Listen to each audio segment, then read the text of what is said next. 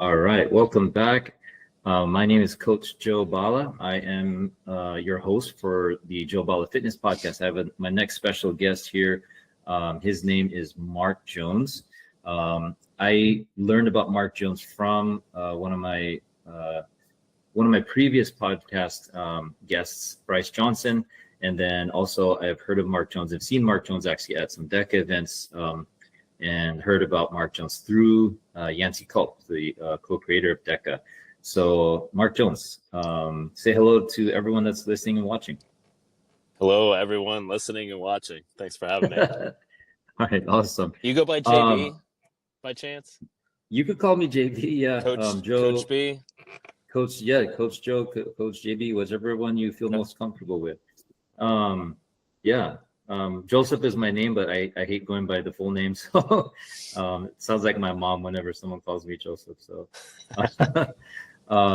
so yeah, Mark. So I found you again through Bryce, and then I've seen you at DEKA events. Like I don't know if you remember me, but I kind of was introduced to you a bit at one of the DEKA FIT events. I also used to be part of the DEKA Roadshow. So working with the team, and then obviously Yancey and Robin and everyone else on the team. So from what I understand, your role on the DEKA team is DEKA Ruck director, right? That's kind of how it evolved into it. It's kind of funny. I've heard all about you. So I was asking what I should shout basically when I see you at an event.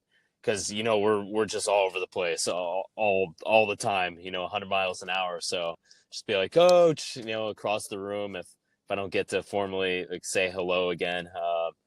But yeah, man, my role, I've been with Spartan for many years in various roles. So it started as race director, event director, and it kind of morphed into the Ruck director. But I like to say I'm the utility guy. I'm kind of the hybrid of Yancey and Nelson, mediator, if you will, when things get a little hot and heavy on site. Surprisingly, I'm the one to kind of calm them down and be that third voice on occasion. But yeah, I do a lot for the DEKA team, not as much as like the core team. But when I go there, I give 100% to anything they need, really. And I just really enjoy doing it, working with my best friends. That's amazing. I love that. And yeah, I've, met, obviously Yancey in person many times, and then Robin, and working with Nelson. Most recently, Ricardo, I met him at, I don't know if you were there, the Idea Fit. Actually, no, you weren't there. Yeah, Idea Fit in LA. We did a DEKA Strong event, and I drove the roadshow van from California, from NorCal down to SoCal, and I was there for 3-4 days. Pretty awesome experience. And you being on the, I know early on when I first heard of you, you were kind of overseeing the whole thing with DEKA, right? And Yancey was kind of, I think at the first DEKA event, I saw him running around with the measurement wheel. Like on the course, and I don't know how many times he actually does that, in preparation for the races. But like, could you share a bit with the audience, like what an event director kind of does behind the scenes? Is that like you said, mediating, every person involved, or are you like looking at very fine details, down to I basically, I want to say I was filling a spot, basically doing the same role, same pay. I just cross-loaded more into the Ruck side, but ultimately I'm Yancey's shadow. When he's not there, they rely heavily on me to get the measurements. Be that guy doing 1,000 laps with the wheel, making sure everything is spot on, 100% accurate, and then fine tuning all the little details that go with each individual zone. Checking all the equipment first thing in the morning, changing the batteries, resetting any equipment that needs the resets, changing out parts, and then, jumping into a referee position, and then jumping into a mediator, putting out fires, running the timing, going to the start line, just everything, and it's super fun to be knowledgeable in all those little pieces of what DEKA is. So yeah, when Yancey's not there, I'm basically that guy. A Nice. very small percentage, but yeah, I'm that guy. Yeah, I love that. So you fill in the gaps. You kind of like, it sounds like you're the glue for the team when things kind of might be um, going, or going one direction that shouldn't be. Is that fair to say? I wouldn't be the one to say that. But when I wasn't able to make an event this year, I was missed. We'll say Mm, that. I had some messages saying I was missed, and the details, a lot of the details matter when the athletes are going through, and I think that's what we kind of, as a whole, pride ourselves with. mhm. DEKA details, and that kind of carries on from a lot of past history. But a lot, Battle Frog back in the day, they had that same attention to detail, and that was their build director for them. And uh, you know, I think everything was perfect and safe, and then you'd have a guy come riding around, and he'd find the smallest little detail. And I swear, somebody previously would sabotage me, like put a nail, sticking up from the ground, before an obstacle, just to sabotage, what I've done, and get me to double, triple, quadruple check. But that's what it takes, right? You got to keep Amazing. checking until it is good to go beyond doubt. That's amazing. So it takes someone that's very detail oriented, very aware, very mindful of everything, every little detail. Yeah, Um, yeah, that's yeah. And that's awesome. I would say I was probably pulled in the mix. Yancey, for whatever crazy reason, he loves and supports me in everything I do. But I think when you do a lot of these bigger events, you learn that all those little details, all those little seconds you use for nutrition, transitions, going to the bathroom, they stack up. They stack up into hours in long events, and whatever it takes to minimize that by being as efficient as possible goes a huge way in everything you do in life. Mm. Okay, so that ties into your approach to taking care of yourself, right? Your health, your fitness, and all that. Because that's a lot of time on feet. I would think, right? From when you guys start to when you end. And I've been there at the end of the events, like seeing everything torn down, and I haven't seen the setup, like the early setup. But if you were to like, I guess, quantify how much time you guys are physically out there setting from setup to tear down, is that like a 14, 15-hour day, or is it more like a little bit less than that? It comes down to team dynamics. You have the Hmm. core team, but 90% of them are doing way more important things than setting up the event. Just Mm, be honest with that. So it comes down to volunteers and staff taking on additional tasks beyond their immediate tasks, mm, and that's really what creates the team. hmm. So if you have experience, you might save a few hours. If people aren't coming off, back to back to back cycles of other trips, that goes a long way.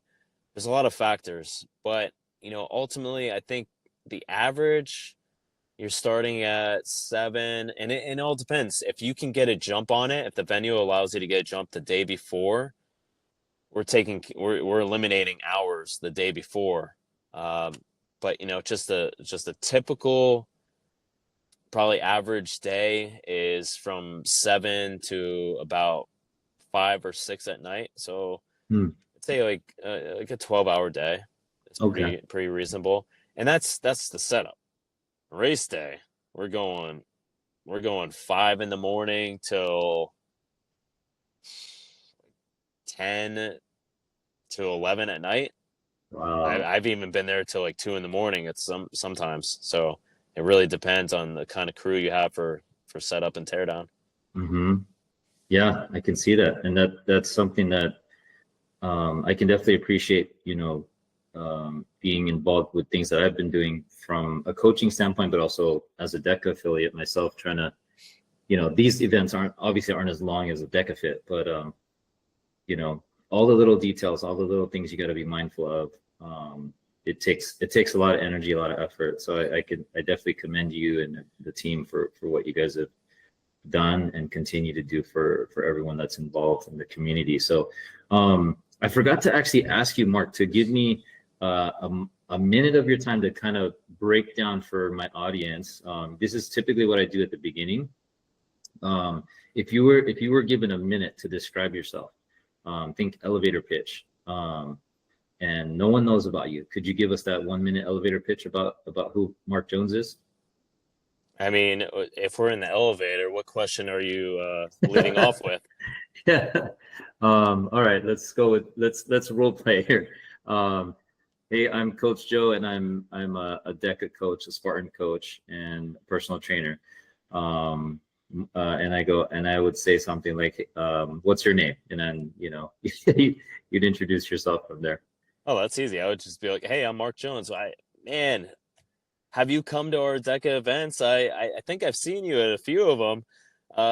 I do the Ruck thing. It's kind of my baby. I like rucking, and I enjoy seeing the athletes go through it. And come check it out. We have loaners on site, so you don't have to bring anything.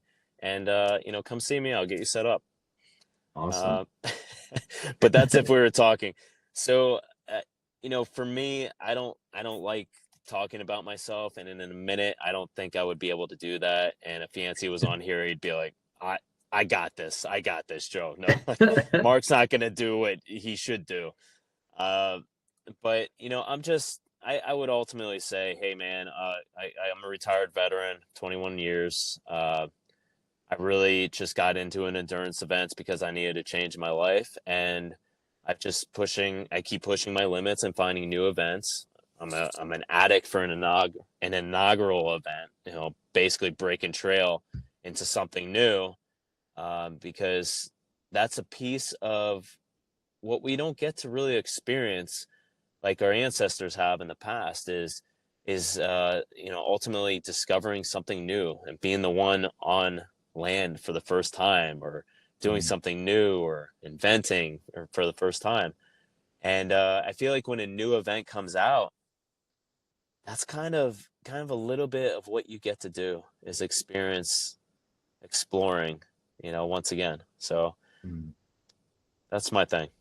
I love that. I absolutely love that. I could see your eyes light up by just sharing that, because we tend, in what I've seen coaching people over the years, and like just asking potential clients or potential people that want to join, say, my Spartan team, or join someone that wants to do DEKA, the people that I've coached, and I ask them, what's your why? What lights your fire? What inspires you? What brings you joy? Things like those kind of questions. And I can see, like, your eyes lit up when you said that exploration piece. Like, that's pretty powerful. And like you said, there's not a lot of people these days that kind of take that time to discover new things and discover avenues to work on ourselves or challenge ourselves and things like that, because we get caught up in the day-to-day, right? And I used to be, I don't know if you know, but in talking to Yancey, I used to be an engineer. That was my previous career, and I ended up burning out because of being an engineer. I was traveling left and right, working as early as 5 a.m. and as late as like 10 p.m., 11 p.m. at night, because I had international colleagues or clients and people like that. It just put me in this really bad spot. And what saved me from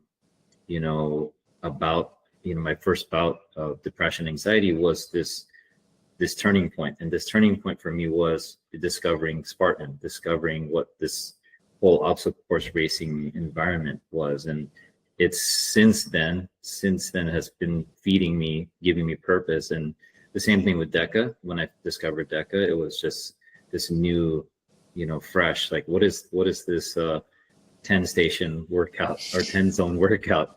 And lo and behold, being a Spartan, I thought, oh, I got this. I'll jump on that box and realized, oh, my legs are dead already on zone 3. So it was very humbling to experience that. But so with that said, like, it's very, very important for people to realize and slow down and just kind of, take the time to explore things. So because we tend to get caught up in the day to day and we don't feed ourselves enough. And so I love that you shared that, and I appreciate that. And again, thank you for your service and the time you put into the military. So I see that you shared some very like amazing information with me, like your race resume, and I kind of want to dig into that.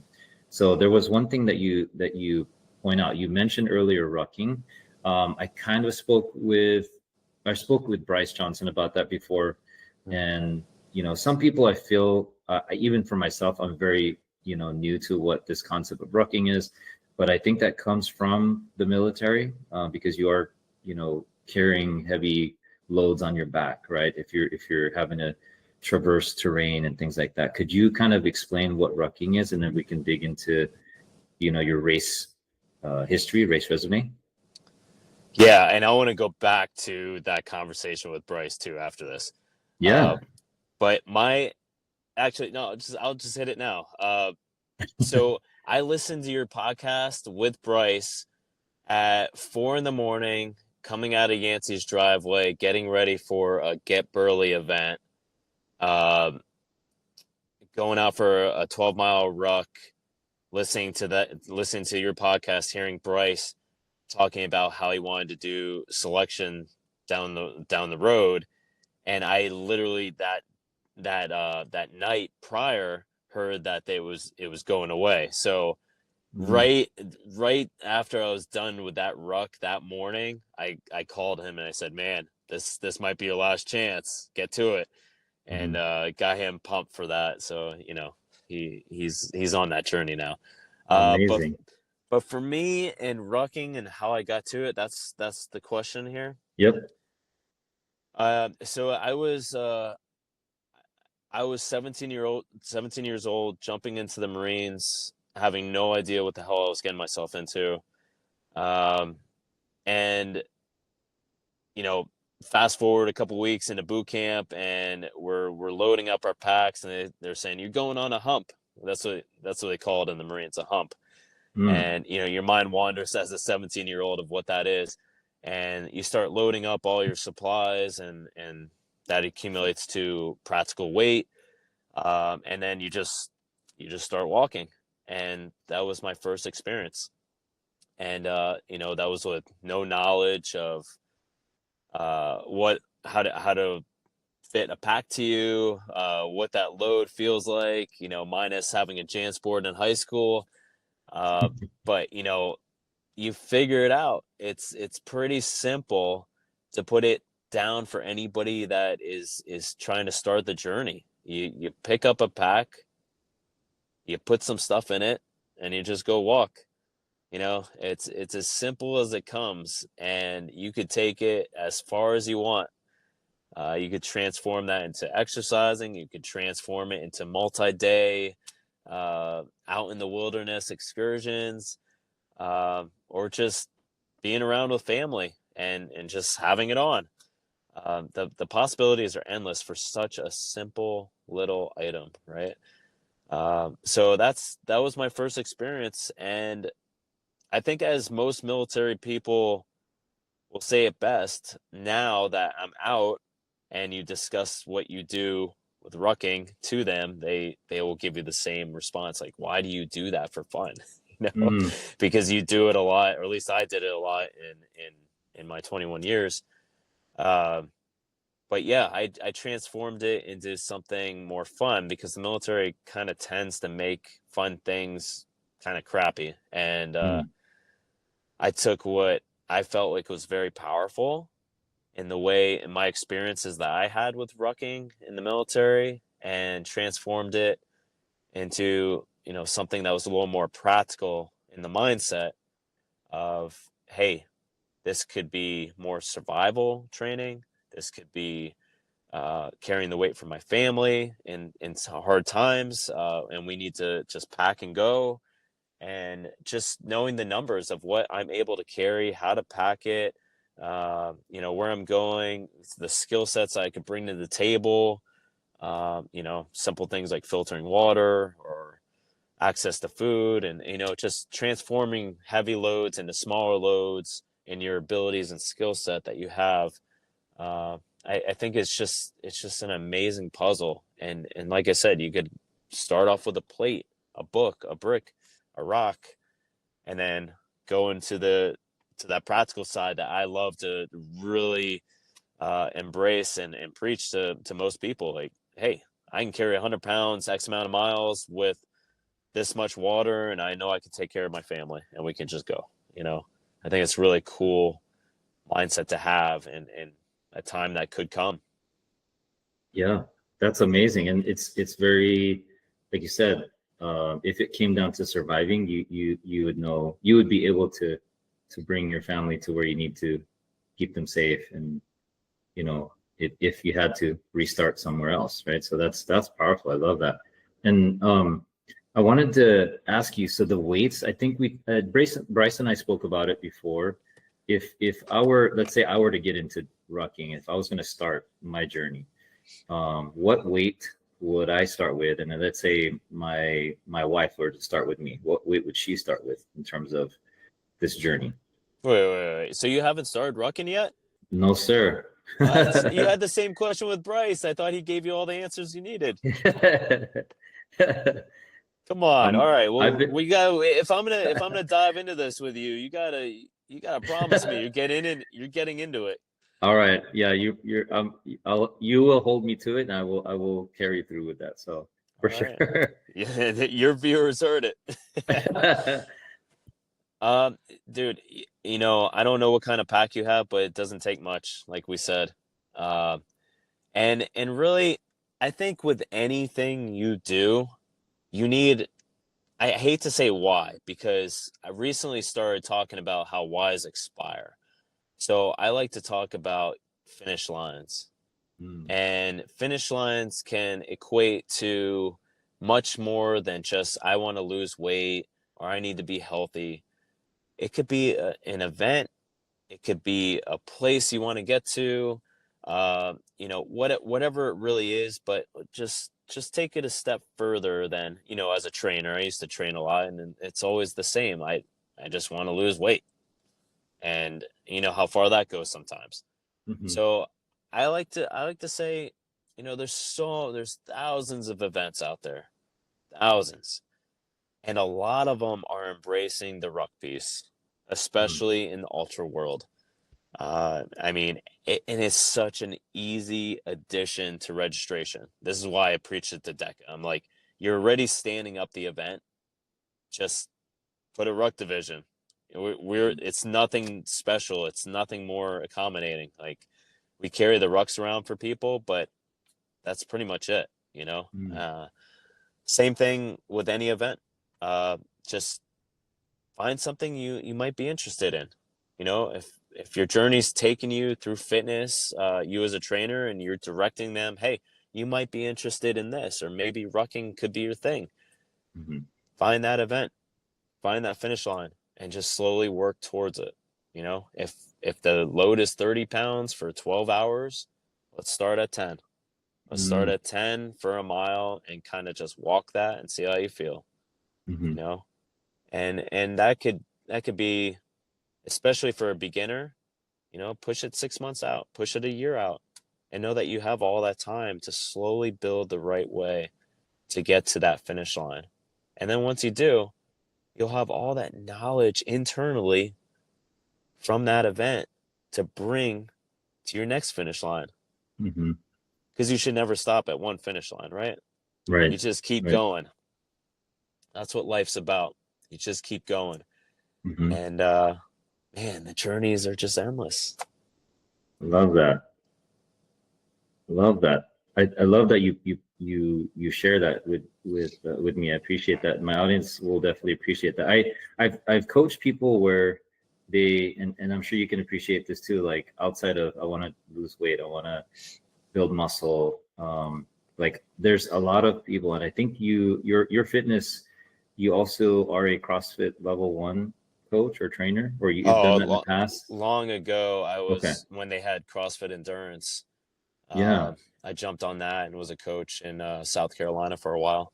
Got you. So, and a lot of the community now, they, I think, I don't know when the shift exactly happened, but there was a point where a lot of people were training to try to, compete, go get to a certain level to be able to compete, or at least enter some kind of competition. Whereas a lot of the community now that I've met and speak to daily, like, I could see they're beat down. There's certain areas of their bodies that are like not optimal because of all the work, all the time that they put into attending classes. And that's the beautiful thing, is they've been so committed to this journey of CrossFit and just movement in general. But then at the same time, they've come to realize as they're aging, this thing about longevity, right? And I think, and I believe you probably are on the same page with rucking. It's not something that would be like, I'm gonna barbell snatch this barbell overhead and I'm gonna walk extreme distances with it. It's like you said, it's a ruck. It's something that's very simple to set up and acquire and put into your pack, and then push endurance, right? And I think that's one piece that a lot of people miss, is with respect to their fitness, outside of building strength, outside of conditioning, like short bouts, like say an 8 to 10 minute workout, a WOD for the day. What are you doing for your long-term health, your longevity? Like, a simple thing that I've always coached my clients on is just go for your walk, 20 minutes. That's it. After you work out, go for a 20-minute walk. Eventually that's going to become 30 minutes. Eventually it's going to become a mile, then potentially 2 miles and 5 miles. But the ruck is something that's very interesting to me, because if they want to make it a little bit more challenging, because they sometimes go, oh, that's too easy. I feel like that's the missing piece for everyone's fitness, is starting to walk, but with this weight, this load on their back. And so you've gone through this amazing journey of what you shared on your race resume, from road running to obstacle course racing, hybrid racing. You also shared trail racing, adventure racing, crossover. I saw food challenges, which is pretty interesting, and that's amazing. And you have all this additional things that you've accomplished. From this whole entire list, which one has been your number one most memorable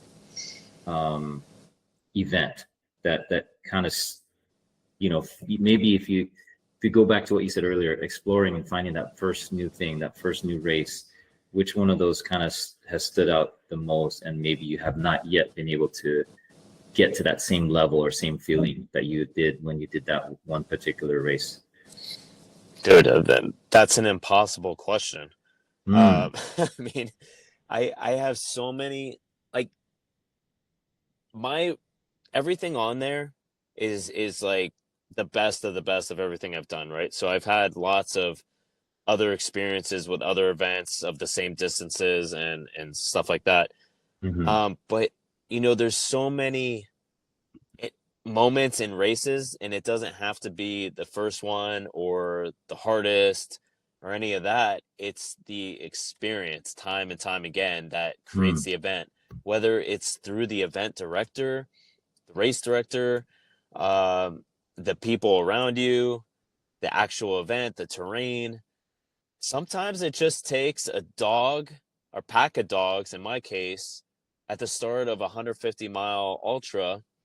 You come in after the first 25 miles, and a lady's screaming at you saying, "I tried to stop him, dear. I tried to stop him." And I'm just like, what happened?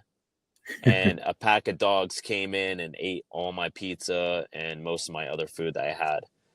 Oh no. So when you're that early into a race like that, and you realize that most of your nutrition is gone that you had on your own until you're resupplied later by your support crew, your heart drops a little bit, man. And and your journey to succeed kind of dwindles, or your feelings of succeeding dwindle.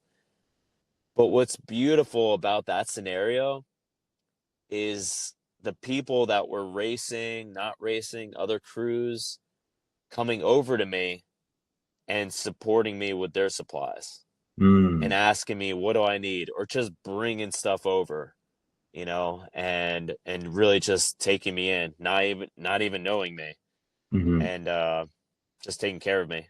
And I think when you have that kind of community, it doesn't, in this instance, I set the course record, won the race, but none of that mattered. It was that experience in a really tough time and the resilience that was brought out through a community. That's beautiful. Love that. I think that's definitely up there with the top 10 most memorable races of all time. Nice. That's beautiful. I think, you know, in the same way, like when I first started with Spartan and I think my very first obstacle course race was, I can't remember now, some kind of mud run, but I've always noticed like the community has always come through regardless of like I've been out on a course, I think I was in Hawaii. I did the Spartan Beast. That was the Spartan Trifecta weekend, like in 2022 or 23.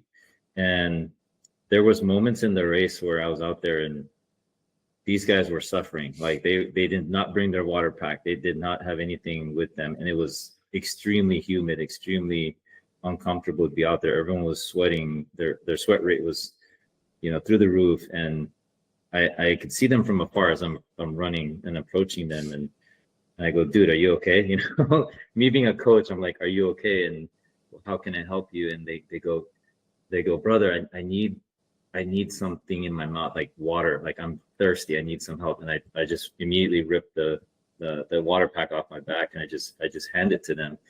And I go, here, you know, take this and do, you know, take what you need. I'm okay. I can get to the next, you know, point.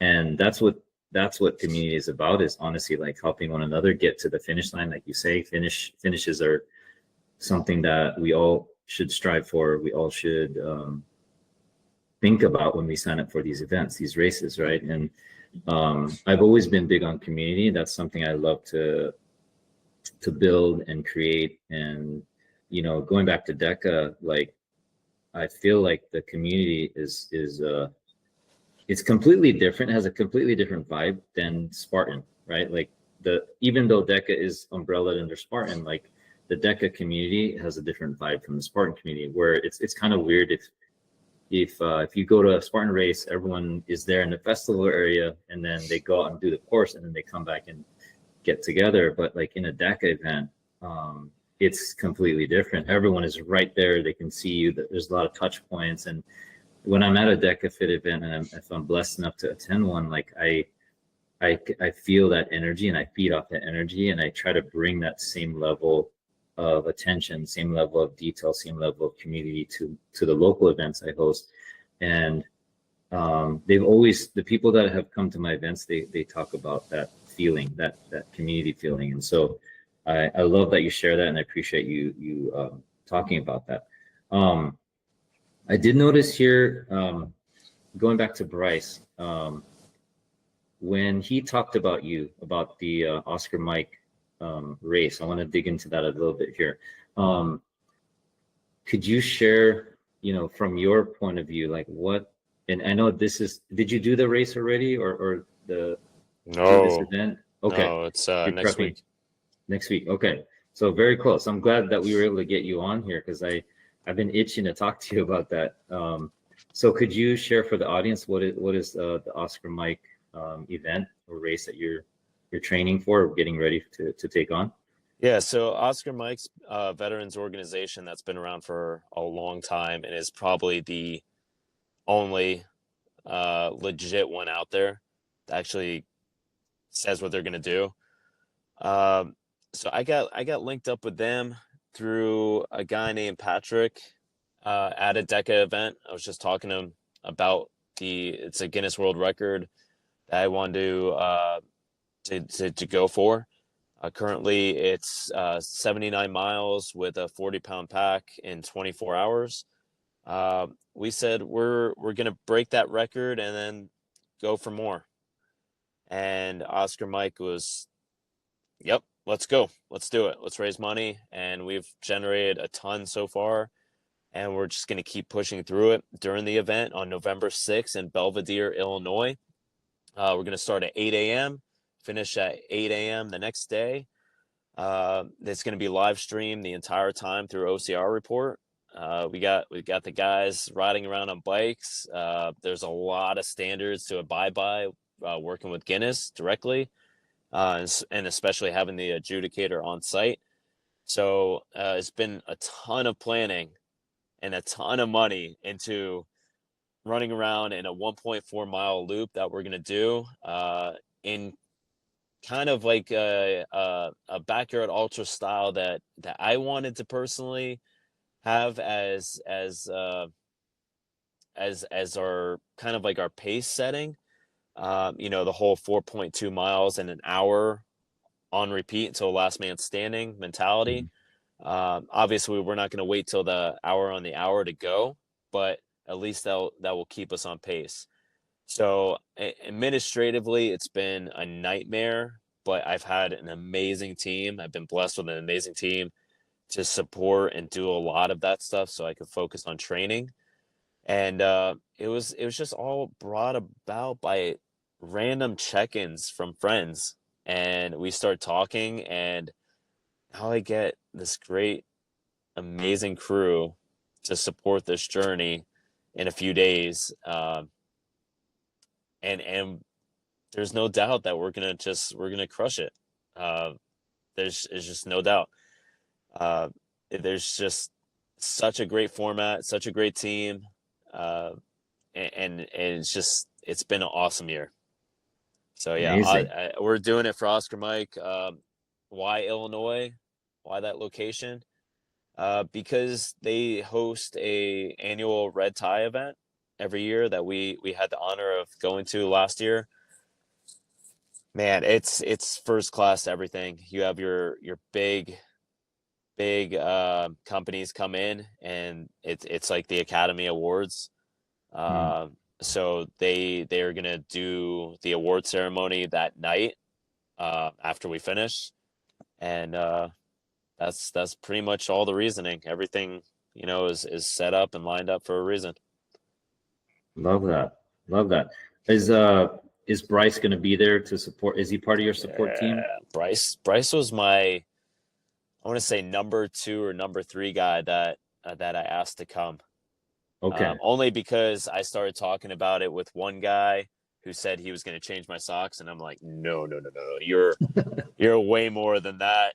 And then I think Bryce called randomly a couple days later for a check-in, and I was like, here's what's going on.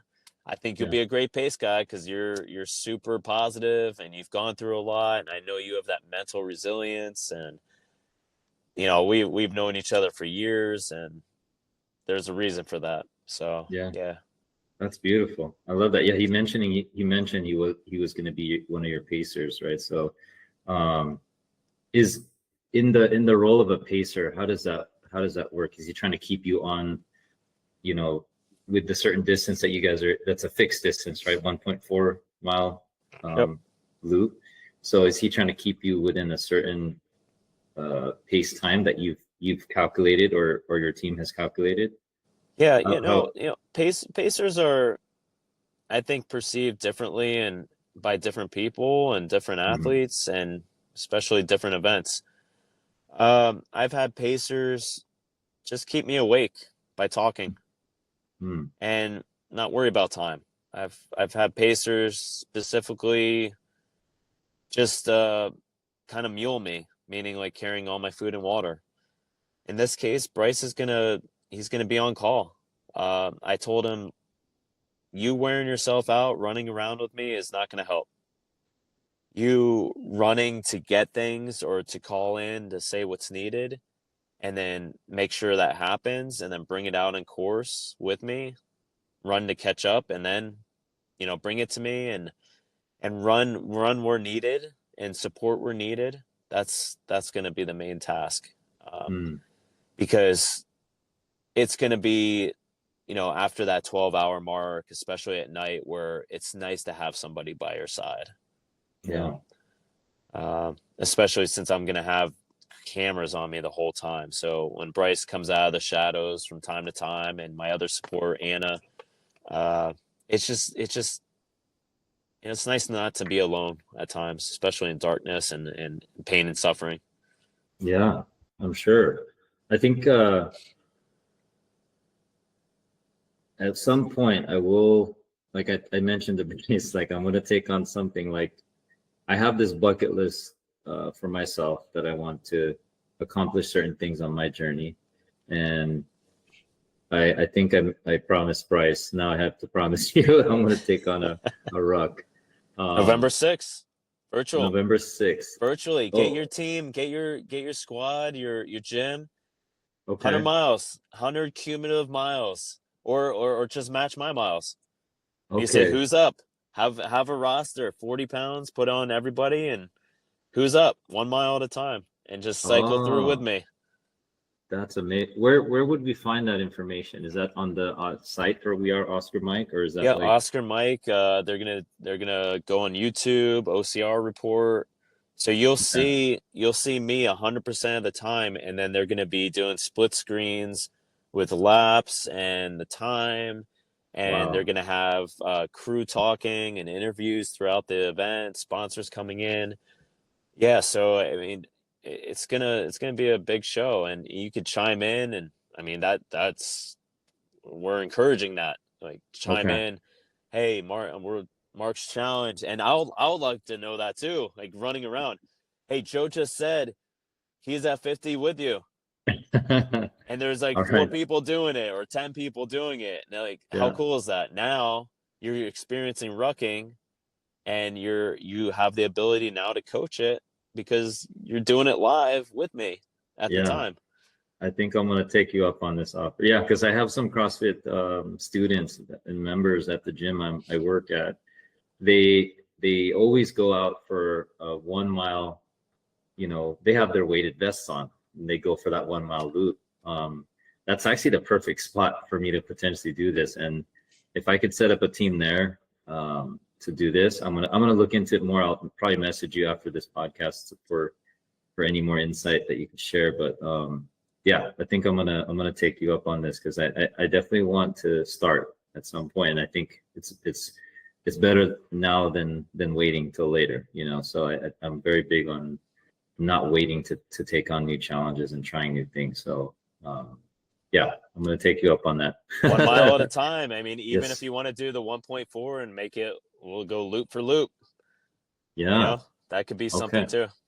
Okay. I'm gonna look into it. I'm gonna definitely take you up on that. Mark, I want to be respectful of your time, so I want to start to wrap up our podcast interview here. To get to have the audience learn more about you. What what is your what or who is your daily motivation? Like what gets you to wake up and do these things, the amazing things that you do on your own with these challenges, but maybe just showing up for your family or anything like that? Who is your daily motivation? I mean, ever since I had family, it's my family. Mm, Before there were, like I said, wise expire. So in the past, it doesn't matter. But right now, it's my family, because I literally said this out loud this morning when I was rucking. 3 a.m. is now easy. 2 a.m. is hard, but 3 a.m. is easy. And at 3 a.m., magic happens. I mean, it's just peaceful day, always getting a sunrise. First out on the road, it's like you're breaking trail in the morning, on runs or rucks or whatever. And then I come home and I'm right into it. My family is waking up. I'm making them breakfast. I mean, I don't know how people that aren't into fitness are able to have families and have their kids, like, with their kids running around and being active and everything like that. I feel like I've been training my whole life to be able to have a family, and like mm, I'm just there, hmm. That's beautiful. So they Love that. support me. They literally like motivate me to keep up with them. So I love that. Love that. So your family, in talking to them a little bit about them a little bit, are they into rocking as well, or do they work out with you? You know, like as you prepare for these events, these races and things. I'm sure you have a home gym or something like that, or a gym that you maybe attend. Are Yeah, they in that space with you? Like every you day, get them? every day, Beautiful. man. Well, I mean, I have a 1 and 3 year old, but my Mhm. wife and I, we met in the military and always did a lot of rucking events. She's, after having kids, she wants to now get into the ultra space again and just have big races next year after I'm done with this. Mhm. And my kids, my 1 year old, he wakes up first and he's, I'm going in basically, and he's banging on the door to do our morning walk. And twice a day we're doing half-mile loops around the block. And, it's just, it's our norm. That's People come over and they're like, this is just the norm. We go for walks. We're out exercising. We're on the trail. It's just what we do. that's beautiful. I love that. In your experience, you know, have you? I know because you were or you did CrossFit endurance at one point, right? And I think I remember reading on your race resume that you are a Spartan SGX coach as well. Um, are any of the athletes that you've coached, in the past, have they kind of entered this rucking space with you, or doing these kind of endurance events? Like they follow suit and just kind of want to share this journey with you? Because the reason I ask is, as I got into Spartan, as I got into DEKA, as I got into all these different events, people start to like, I want to do that, or I think I can do that. Can you help me get there? Are you have you had a similar experience? I feel like when I first started and I would talk about what I've done, I think it was intimidating to the people I was coaching, who are Hmm. typically just getting started. So I really started asking what they were into and their what they wanted in life out of doing events and stuff like that, and Hmm. really just got to their level. Like, hey, I've done this. I think this is a great entryway. Um, Let me know how it goes, and we build them up, get them to do the event, and they come back and they tell me about it, and they either want to get faster at that, or they want something more challenging, and we just keep building off that. I feel like if you just start talking about yourself and I've done all this stuff, and I feel like it's intimidating to people, and they're kind of turned off by it too. Mm. And I don't like doing it anyway. Like, if someone's coming to me for help, I don't need to tell them all the stuff I've done. I need to Hmm. I need to know what they need, what they Yeah, want, and how to help them. absolutely. That's powerful. Yeah, and I feel like there's coaches that I've mentored over the years, and I have junior coaches on my team now that I'm trying to build up, and it's something that is very valuable to be mindful of. Like, it's not about you, it's about the client, it's about their journey, it's about helping them find their best self, right? And so unlocking that is something that I'm very big on. Like, one of my monikers or mottos for my business is unleashing your inner warrior. And inner warrior, it could be anything. It could be unlocking this, hold that you may have from your mental health challenges, or maybe, being pressed by obstacles that you face in life, whatever it is, right? Financial, emotional trauma, right? That's a big one. So thank you for being one of the inspirations for many of us, and I'm looking forward to taking on this journey of rucking, and then hopefully entering a DEKA ruck at some point, because it's on my list. um, so to wrap up here, what's your, after Oscar Mike, or we are Oscar Mike, um, do you have plans to take on any other big races to wrap up 2025, or maybe to start up 2026, or you're not thinking about it yet? My sorry, my mantra really is, I take a glass of water, right? And I fill that thing up into whatever I'm pursuing. So that glass of water is not getting tipped in any other direction. It's 100% full to the brim, going straight towards my goal at hand, my task at hand, my mission. If I start talking about 26 and ideas here and there, I'm splashing it all around, and I'm losing energy from what I'm pursuing now. So I have zero interest in even thinking about that with the goal I have in a few days, and this mission at hand, because it's probably the biggest thing I've ever done, and has the biggest backing and biggest support, and has the most hands in it. It's not something that I show up, I do 50, 60 miles, and I'm like, I think I'm done. Like, I can't even fathom that scenario. You know, this is a non-negotiable, like, biggest form of conviction I've ever had in my life towards this event, and it needs to stay that way. My only thing I'm pouring water to is the health and safety of my family getting to the event. And once I plant my feet on the course, I take that deep breath in, we start, I think the fire is just going to be burning the whole time, man. That's beautiful. I'm love so that. excited for that moment. I love that. I can't wait to follow and check it out and do this and follow that journey for sure. So I wanted to wrap up here these last bit. So for my podcast, I typically do a quick Q&A to wrap up. So it could be it's basically 5 things, and it could be as simple as a yes/no answer, or a short phrase, or however way you want to approach it. So I'll start with number 1. You ready for it? Yep. Okay. So for Mark Jones, what is your go-to power breakfast? Because I know you start early. What does that, meal look like to kind of carry you through that morning ruck or morning workout? Dude, it's been like the same thing for like 2 decades. You either take 2 pieces of toast or a bagel, and it depends on the workload. Maybe sometimes I'll have 1 piece or a half a bagel, but regardless, you're putting the world's greatest peanut butter on there, which is a company called Peanut Butter and Company, with a white chocolate, and you're slicing a banana in half, and then you're putting a half on either side, and you're just smushing it down. You're just mashing it down in there, and that's it, man. And then coffee's mandatory, and it's pumpkin season, so I'm that kind of guy that'll put a splash of pumpkin creamer in there, and I have my morning ritual like clockwork, and that's how I start my day. Love it.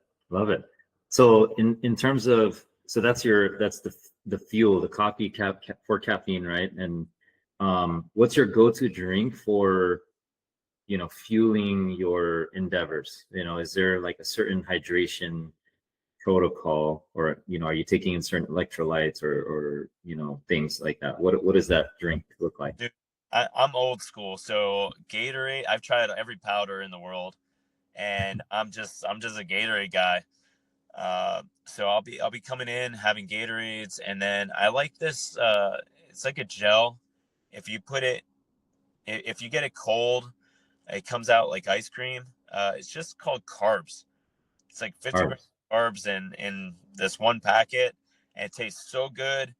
It's easy to go down, and that's been my go-to. Gatorade that. I'm gonna have ramen noodle, pickle juice. I like Element. Element's pretty good. And pizza. I was like pizza and Little Caesars and McDonald's are right there, so I'll have my pizza and my egg McMuffins, throughout the journey. And that's how I do it. I love that. Very cool. So for you growing up, and it could be some thinking back to when you were, pre-military, prior to when you started your journey at 17. And even today, thinking about, how far what you've accomplished, and all these races you've done, and, continue to build towards, and what you have coming up. Is there a superhero or superpower that you kind of, model yourself after, or want to be like, or become? Dude, I said this morning too. I said, I'm not anti-hero. Yeah. I've been called everything. And I think I'm the guy that people, I just show up to events and I'm like that loose cannon. No one knows what you're going to get out of me that day. And I love that. It's not just, hey, Superman's here. Well, we're going to fight for second and third now. It's, shoot, Jones is here. What's going to happen? And I love that. I love it. And because that internally, there's no guarantees for me either. So that makes me human. And some of the anti-heroes that I feel like exist, that I can kind of resonate with, I've always said is the Punisher, because he's always just been about fighting for the loss of his family and complete vengeance.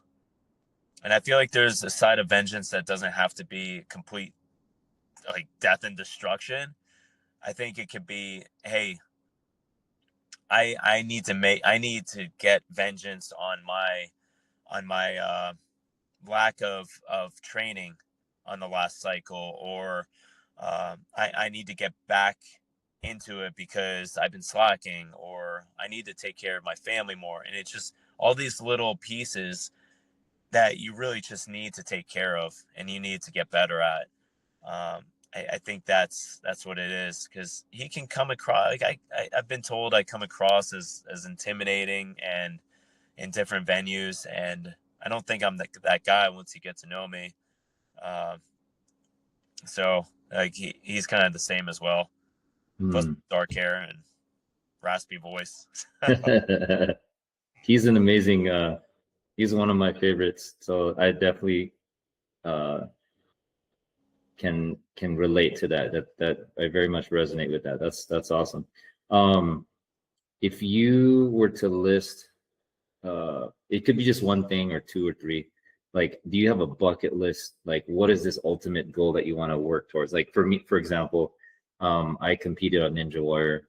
That was like a thing that I thought about when I was, younger, with my little brother at the time. He was like 2 or 3, and I said, I'm going to get on that show one day. And I got there when I was 38, 39. Is there something that you've kind of had in the back of your mind or want to achieve? Maybe you're planning to get there at some point. I call them retirement bucket lists. So when my kid, and I started with kids late, so it's going to be a while, but I think ultimately the goal is to maintain that bucket list and to be as healthy as possible for that age I will be when I get to start it. And those are just like big endeavors, cross country hikes, places to visit, just a bunch of things that I think you don't need to race. You just need to explore the world more before, the one inevitable piece of our lives happens, and just get as much out of it as possible, and share it with as many as people as possible. I think that's the best. And while you're doing that, the train up, the events, the journeys, these are all experiences that you're sharing with your family, that they're seeing. And if I had that growing up, I would say to myself, like, how could I not follow suit by the lead by example format that's been presented to me day after day? I never had that. This is all from me, and in various scenarios, and life changes that were necessary, as many of us have. But ultimately, I wish I had that family that does the stuff I do. We see it all the time at DEKA, with father son going through the course together, and it brings tears, because I feel like I've missed out on that, and I'll never have that experience. So the best thing I could do is be that person that I've always wanted for my sons. That's beautiful. Yeah, I'm sure your sons, once they're of age, they're gonna take on I'm sure a DEKA Ruck kids division with the, I don't know if you'll ever come up with something like that, but that would be pretty amazing to see that. I've seen Ricardo and his, clips of him and his dad, and then Alton, his son, and doing a DEKA with his grandfather. That was beautiful. So that's amazing. So final question. There. Oh, good. Go ahead. Right, Ricardo will be there supporting. Oh, is he? Okay. Very cool. All right, I'm gonna text him. I'll reach out to him, find out what he can share for me to get me going. I wanted to ask you this final question. So, if you wanted to be remembered by one thing, like a statement or motto, whatever that is, like, what would that be for Mark Jones? Statement at my eulogy. that he just gave everything he had all the time. He just, whenever you're around him, he was always giving. He always worked hard. He gave 100% all the time. It didn't matter who you were. He would talk your ear off and give you everything he had until you pushed it away. I think that's kind of who I strive to be. Beautiful. Love that. Love that. I absolutely love that. Thank you for sharing that, Mark. If anyone wanted to follow and reach out to you, what's the best way for them to do that? For right now, Instagram, but me not being a social media guy, I don't know quite yet if that's going to disappear or not, because that was presented for this journey. So once it ends, I don't know if I'm going to maintain that. But you can always just reach out to Yancey. he kind of knows everything I'm doing in life. He's like my father. So very cool. They're all in one. Love that. Yeah. All right. So everyone heard that. If they need to find or reach out to you after this We Are Oscar Mike race or fundraiser, right? Yeah, like, so right now, like Ruckin 100. Let's okay. not Yancey on the spot yet. Let's work harder than he does. But yeah, right now Ruckin 100, and I'm happy to get on the phone with you. I like doing that better. Yeah. Same. Love that. Appreciate you, Mark, for hopping on my podcast. I know a lot of people are gonna find value from your story and from what you shared. So I again appreciate your time sharing the bits and pieces, and your race resume is quite impressive and very inspiring to me, and I'm sure many of the people that are watching and listening are going to feel inspired by it as well. So I look forward to hearing more about what happens from We Are Oscar Mike. I'll be following, and I'll be trying to form a team for November 6th to get out there and start my journey with carrying a ruck and doing what I need to do. So thank you. All right. Well, thank you, man. I appreciate your time. Yes, sir. Appreciate you, brother. All right. I'm going to end the recording here. Let me hit stop, and then signing out, Coach Joe and Mark Jones.